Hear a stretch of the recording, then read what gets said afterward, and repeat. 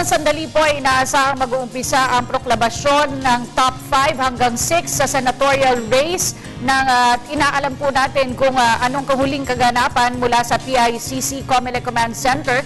Naroon pa rin po ang aming kasamang si Noel Perfecto kasama si Sam Ramirez. Noel and Sam.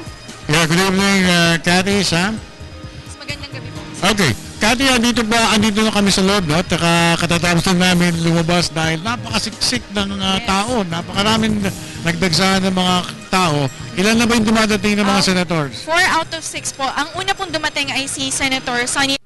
Sinundan po siya ni Senator Loren Legarda at sumunod naman po si Grace Polia Manzares. Oo. At ngayon lang po kararating, Noel, si Senator Cheese Escudero, kasama po niya si Heart Evangelista. Heart Evangelista. Yes, yes. Pero siyempre pa yung number 1, yung leading senatorable na si senador na si Grace po.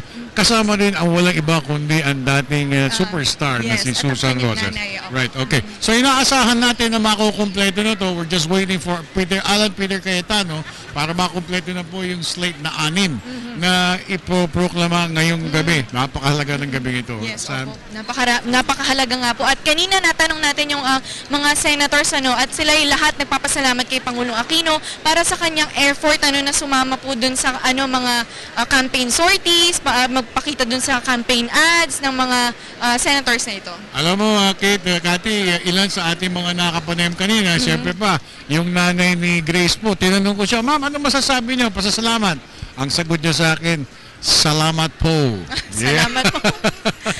At saka siyempre pa, natanong din natin si dating Senador Edgar Agara, at sinabi nga po niya, talagang tinutulungan po niya na maigi, binibigyan niya advice ang bagong senador na si Sonny Angara. Opo, at kanina natanong din si Senator Sonny Angara kung ano po yung, given the chance, kung ano yung committee na kanyang uupuan sa Senado at sana daw ay mabigyan siya ng pagkakataon na, umupo sa education po.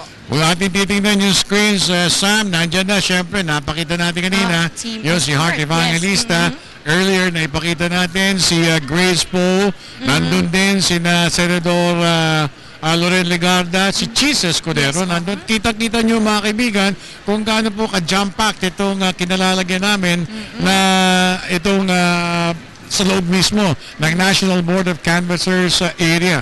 Sa PICC po yan. Right, okay. At maya-maya lamang, hinintay lang po natin si Senator Alan Peter Cayetano, tsaka po si Senator Nancy Binay para formal na maumpisahan na yung proclamation nila as senators. So, antabayan na po namin ni Sam yan. Siyempre ba, kasama pa rin natin si Vivian Buya, at nandito din po kami tatlo para ibantayan itong gagawing proklamasyon ngayong gabi ng 6 na sikat, hindi naman sikat siguro, lahat naman sila sikat, no? Yung nasa top 6 na mga senatorials dito po sa PICC.